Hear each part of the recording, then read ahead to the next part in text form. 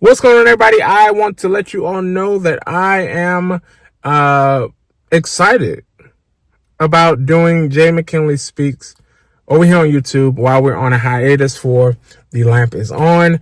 You can hear me talk about random stuff. I'm going to be talking about, I already talked about Wicked. I'm going to be talking about my favorite Christmas movies. I'm going to be talking about, what else I'm going to be talking about?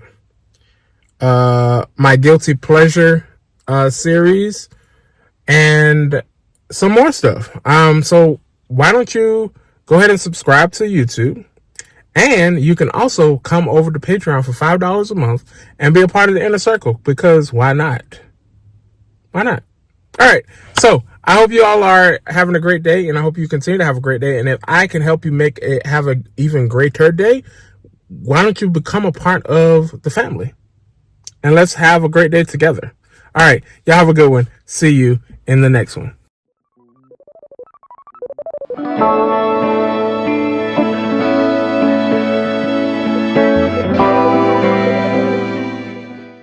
Jay Mckinley here, wanting to do some Jay Mckinley Speaks. I know they used to be called Jay Mckinley Chronicles, but why not name it after the channel? You know, Jay Mckinley Speaks about and different stuff. It'd be random. While we're on the hiatus for The Lamp is On, I'm going to be posting some of these on Thursdays to replace those videos, to make sure that we still have something on YouTube for Thursdays until we come back and get ready to record season 4. But I hope you all have been enjoying The Lamp is On as much as I have. I just love sitting down and talking with them. So I'm excited about season 4. Y'all can tell me, y'all can comment down below some things that y'all want us to talk about in the new season, some things that you want to see us do in the new season, and we will get it done. I just got my hair cut, but it is cold, and me and Cole don't like each other. We don't. And so, yeah, this is a very long intro. But anyway, let's get into this video so that y'all can not hear me sit here rambling, but you will sit here and hear me rambling, because that's what you love to do. And I love to give you what you love to see. Okay? So, today we're going to be talking about, and this is random. This is not when the Lamp is On still got some episodes up, but I wanted to go ahead and do this because we're in the spirit of Wicked. So why not go ahead and talk about it? Yes, I am a preacher. And yes, I did go see Wicked. Yes, but my spirit is strong, and so I can take it. I can take it. I know who the Lord is. I know that's fictional stuff. I'm not letting that feed into my spirit. And so, yeah, it's just, I'm a musical theater baby. And so why wouldn't I go see it? So I did go see, part 1 last year, and I did see part 2 this year. And I'm just going to talk about it for a minute. So spoiler, if you have not seen it yet, just know that I'm spoiling it. So you can click off until you have seen it and then come back. But this is my movie review of Wicked for Good. All right. So, let me see. Where do I start? First of all, first and foremost, kudos to Ariana Grande and Cynthia Erivo. They both were amazing in both movies. They were amazing. And so, I don't care what people be saying, all this extra stuff, all these extra reviews and all that stuff. I say they both were amazing. They both played stellar, parts as the leads for this movie. And I'm glad they were cast as Glinda and Elphaba. Great decision. So kudos to John Chu for getting them in there and, helping them to be a part of it. Now, here is where I'm going to start with the storyline. So I did watch the Broadway, and I did like the storyline. However, it kind of got boring in Act 2, and so I don't remember seeing the whole Act 2 of the Broadway. But and I didn't watch it. I didn't go to the theater to watch it. I wish I did. Would I do it now? Probably not. But I wish I did see it on the stage, but I did watch it in video form. And I kind of drifted away in Act 2. So I don't remember the story as much in Act 2. It got boring on the stage in Act 2 for me. Don't come for me, musical theater people. Don't come for me. If you enjoyed it, hey, I'm glad you did. But as for me, it was boring. Part 2. I mean, not part 2, but Act 2 was boring to me. And I was kind of skeptical because when the movie came out, of course, everybody knew that they was going to do Act 1, which is the first movie, but they had to expand the storyline. And so I understood why they did not just put it all in one movie. They wanted to expand the storyline. And so there's so much that they could have shown in Act 1 that they could not have shown on stage. And so they put that as a one movie. And then they did Part 2. This is not the sequel of the movie. This is Part 2. This is Act 2 of the movie. Wicked for Good is Act 2 of the play and of the movie. They had to expand Act 2. I was skeptical of Act 2 for the movie. I was skeptical of I was not going to like it. I loved Part 1. Part 1, Defying Gravity, beautiful. Cynthia really showed her. Well, we already know she could sing. I did. I know her from doing The Color Purple on Broadway. And so I already knew that she had the vocals. But she really, really did Elphaba justice, especially with Defying Gravity. I was able to see how things roll when it comes to expressing yourself on camera. Her and the emotions that Ariana Grande expressed in Part 1 really had nothing on what she did in Part 2. She was born to play Glinda. She talks about how she was able to do Glinda. How she grew up wanting to play Glinda. That was her dream role, and I'm so glad that they cast her because the emotions that she shows. I know her to be a good actress. I know her from the Disney show. What is that show called? Cat, and her name was Cat in the show, but it was Cat and somebody. But I remember her in that. So here are my views. Glinda was amazing. Elphaba was amazing, song and acting. I had an issue with Madame Marble in Part 1. Vocally, I could not take it. Now, I've had several debates, and it has been brought to my attention that she was perfect to play that part. Now, acting-wise, she was amazing. But singing-wise, And then they give her more singing parts in Part 2. And But because she was the villain of the movie, it's understood that she did not have to have the best voice, because you don't want to fall in love with her character. If she has a great voice but she's evil, you don't necessarily want to fall in love with the evil one in the movie. But I had begged to differ on these debates, because look at all the Disney movies, and the villains have, if not one of the best songs of the movie. You look at Princess and the Frog. You look at The Lion King. You look at what's that other movie? Oh, what is that other movie? Other movie. On The Little Mermaid. When you look at all of those movies, you see those villains have one of the best songs.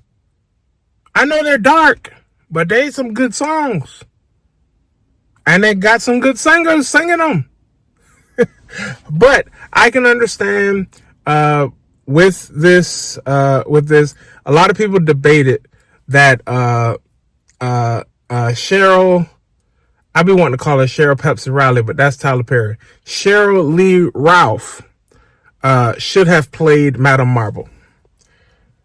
I discovered that she did play her character on Broadway for a short period of time.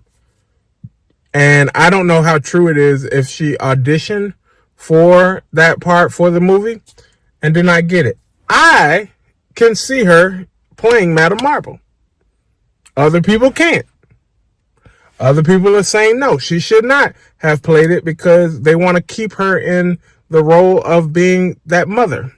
I said, have you seen her in Sister Act 2? She was mean. And so I can see her playing it, but they want to keep her being Miss Barbara from Abbott Elementary. Understandable. But it shows you can tell who is a great actor or actress by how much they make you mad on the screen. If you make me so mad at you that I don't want to see you in nothing else, you are a good actress. Or you are a good actor. That Latoya, is it Latoya Luckett? I could not stand her in Greenleaf. She was horrible in Greenleaf. And horrible as in she made me mad every time I saw her on screen. And then I said, I'm not watching her in nothing else. And she's probably a nice person in person, in real life. But I said, I'm not watching her in nothing else because of what she did to Bishop in Greenleaf. But I was put on to Divorce Sisters by Tyler Perry, and they said, you'll like it. You will like her. I was like, I'm not watching it because she is on it. And I watched it, and I love her character in Divorce Sisters. So I'm telling you that if you can make me so upset with you that I don't want to watch nothing else you do, like I'm still trying to get over what's the man?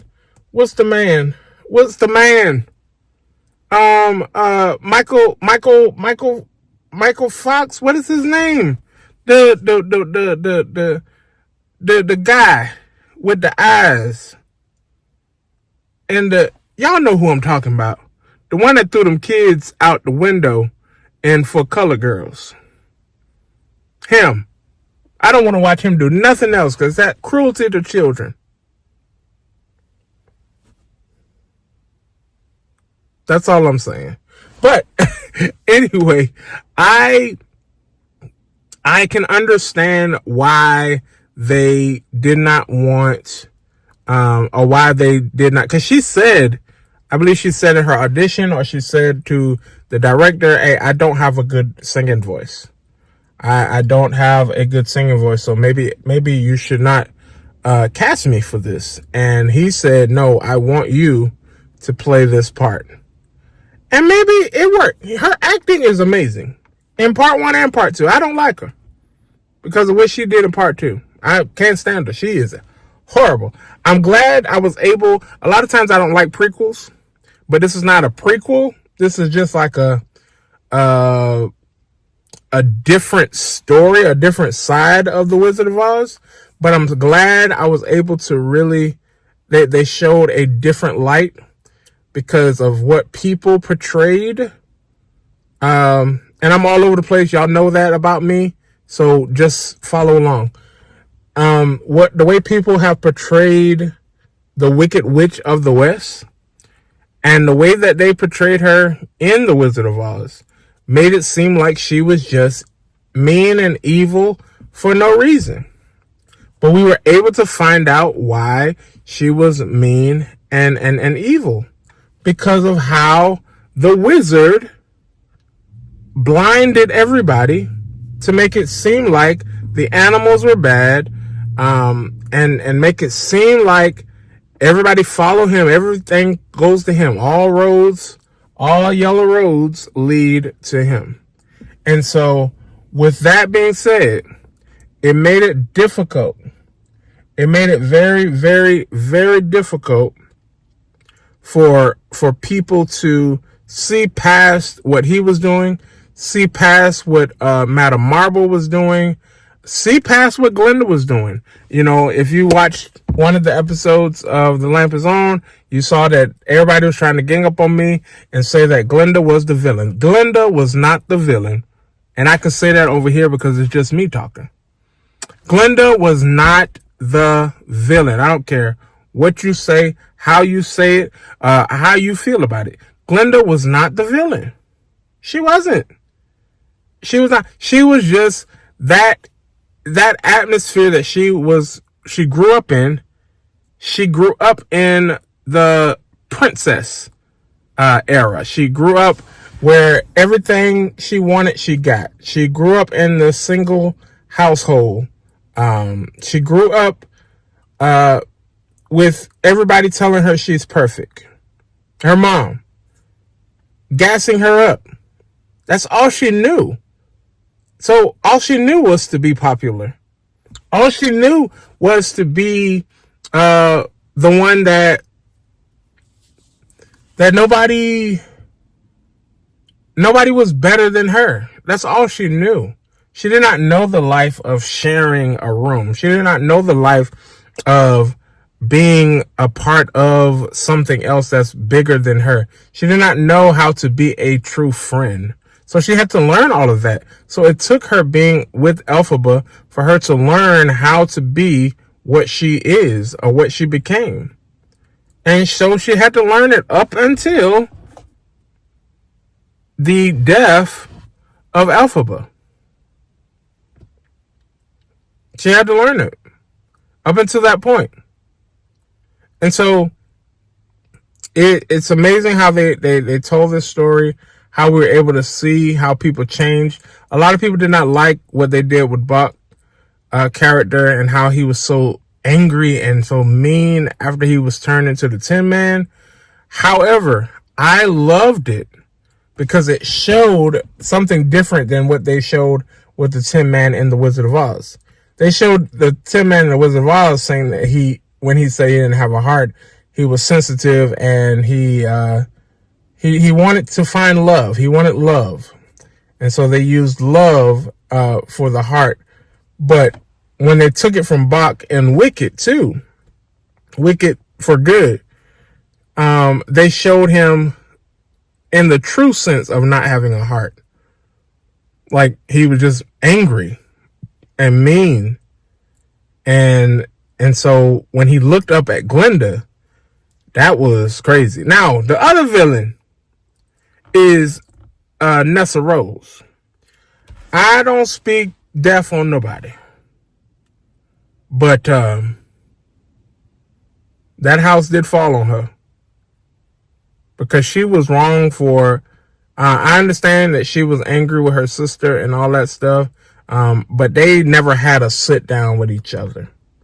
And I feel like if they would have had a sit down with each other, things would have been better. Things would have been easier for both of them.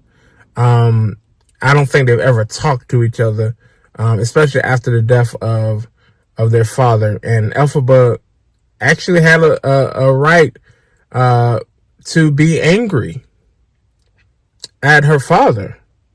But, you know, she should have been there for her sister. But that's another story for another day. But it's interesting to see how the characters really developed and changed in Wicked for Good from part one. Part one, they were in school. Part two, they're now grown adults and trying to figure things out. Elphaba is trying to really save Oz. And the wizard, another villain, is trying to destroy it. And then he finds out, Glinda shows him that he killed his daughter. Yep. So if you didn't know the storyline, if you didn't watch the Broadway, then you would have been, it would have flew past you that he was the one who gave her mother that drink. He's the one that had the affair with their mother and gave her that green drink, which is what in turn turned her green. Green elixir is what they called it. And so, yeah, I really enjoyed the movie. The songs were good, and Wicked for good. They were even the new songs were good. I really enjoyed how that played out. So over on Patreon, I am going to be doing, I may watch Wicked Part 1 over there as a movie review, and then get ready for Wicked Part 2 to watch that over there as well as a movie watch session. I'm talking about movie review, but as a movie watch session, I may watch both of those over there. When Part 2 comes out on streaming, then I'll watch that, but I'll go ahead and watch Part 1 over there. So come on and be a part of the Patreon on the Inner Circle, and we talk about more stuff over there. I watch movies, I watch series over there. I do all the song reactions are over there. I don't do any song reactions over here.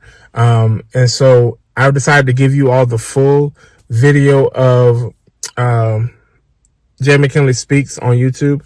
And so if you want the rest of this stuff, you got to come on over to Patreon if you want to see me watch Wicked and commentate and act a fool, because I don't mind watching it again.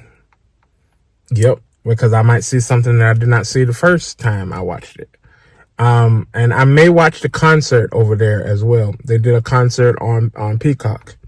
And so I may watch the concert over there as well. But by all means, please come and be a part of the Patreon, as I will be doing more movie reactions, movie watch sessions, series watch sessions, song reactions. If you got some songs that you want me to react to, you can comment them down, or you can come over to Patreon and let me know, and I will put them on there as a Inner Circle pick. I've already got some Inner Circle picks that's already over there. So come on over and check it out. The least you can do is check it out. That's the least you can do. But I hope you all enjoyed my movie review. I just wanted to let you all know how I enjoyed both movies. How I just had a problem with Madame Marble and her vocals. Nessa did not have good vocals, but everybody else is cool. Everybody else is cool. I didn't talk too much about Fiyero when he turned into the Scarecrow. Not understanding how he knew where she was if he didn't have a brain. Somebody help me out with that. But other than that, I hope you all are enjoying the videos that I post on here, and be a part of the YouTube as well. Go ahead and subscribe. If you're still here, go ahead and subscribe. Go ahead and what else I need you to do? Come over to Patreon and be a part of Inner Circle. It's just $5 a month. And yeah, see y'all in the next one.